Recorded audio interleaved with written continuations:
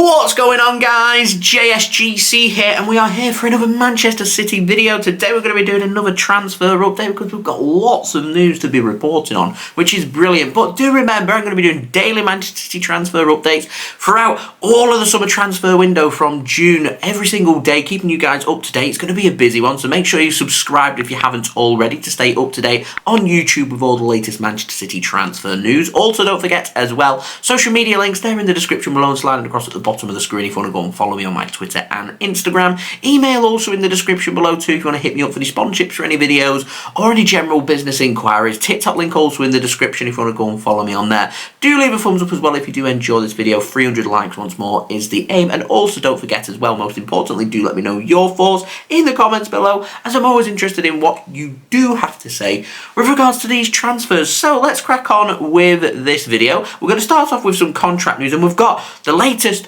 on Kyle Walker. Now, if you're not aware of the situation regarding Kyle Walker, the Sun newspaper here in the UK have released some videos of Kyle Walker on a night out. We're not going to get into the fine nitty-gritty details of what has happened, but what I will say is it's not good for Kyle Walker. A police investigation, they're trying to see if any crime has been committed as to whether they want to bring any charges onto Kyle Walker, and it's another controversy, of course, involving Kyle Walker as well with Manchester City, who is, after all, he's got kids and is a married man. So not a good time for Kyle Walker. And the latest in terms of Manchester City, we were entering into contract renewal talks because his contract is up in the summer of 2024. It was, albeit early talks, but the Mail have said that Man City now have cancelled these talks with Kyle Walker over a new contract, and with less than 18 months on his deal, that's not good. And Man City could, not suggesting that they are, but could look to try and sell and make a bit of money if we are looking at fullbacks in the summer. We'll see. It's an ever-developing situation there. I'd be very surprised if Kyle Walker's starting this weekend in Man City's match against Crystal Palace. Man City have said that it is a private matter that has happened with Kyle Walker, so they're not going to be taking action any further. So it's all about if the police are going to take further action on Kyle Walker. And whilst there's a bit of controversy surrounding Walker, Man City walking away from contract renewal talks, and while City might not be sanctioning Kyle Walker, they may well be dropping him, not putting talks in place for a new contract for him to stay beyond 2024. It's not good.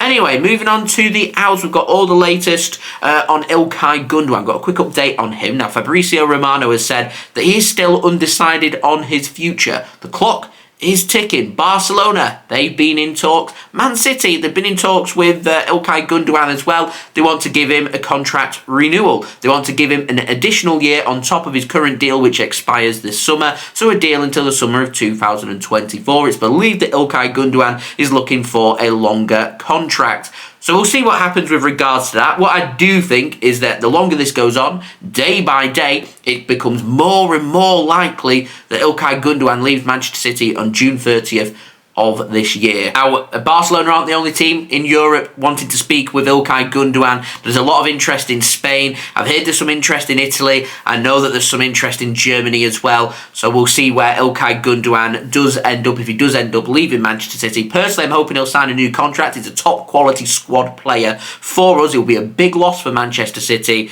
So it's getting towards decision time, and that's coming pretty soon, so I'll keep my eyes and ears open for that. Now, we've also got an Aymeric Laporte update. Now, Barcelona, they're interested, but Sports Witness say that the only way Barcelona can make a transfer happen for Aymeric Laporte to sign for them this summer is if they loan him with an option to buy. Laporte would also need to lower his wages so he fits in with Barcelona's wage structure.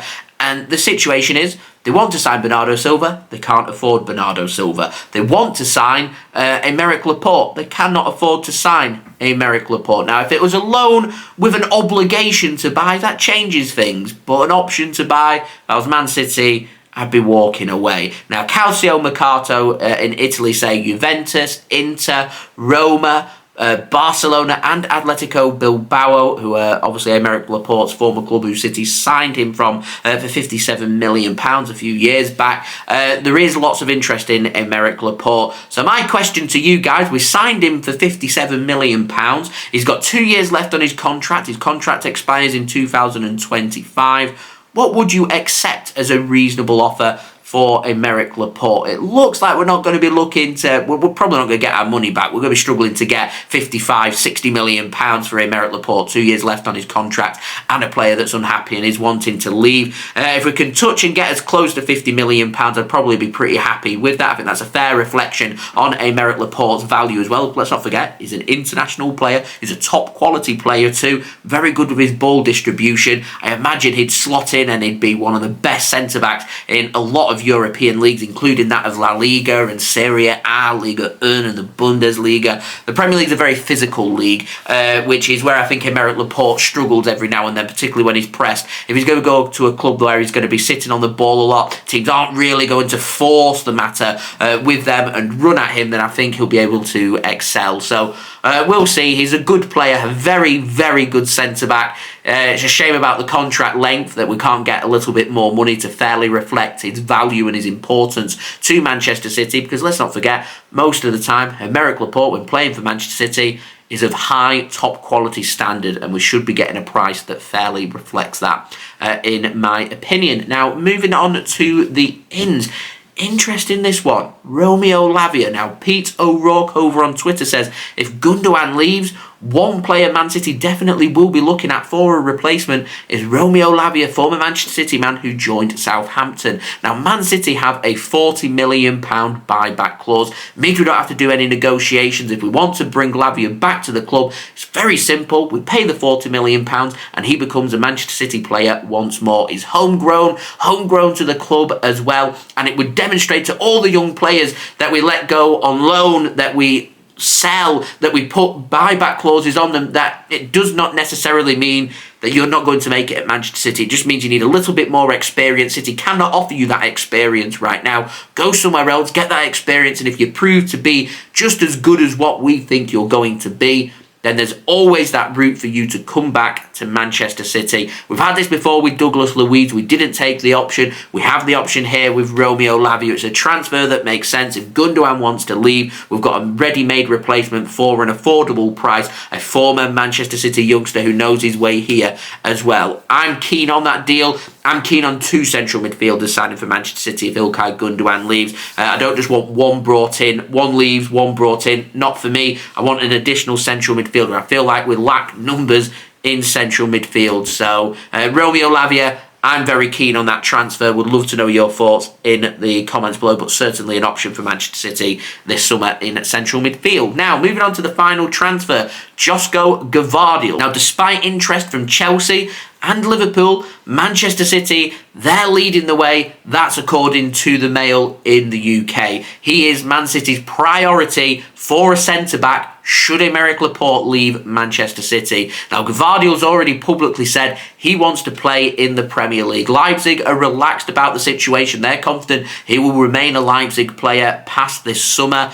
We will see. The problem that we have is Leipzig don't want to sell. They're going to demand a very big fee. Now, if we manage to do well and get, north of £50 million for Aymeric Laporte, Gvardiol's going to be costing us probably north of £80 million. There's talk of him being the most expensive defender ever.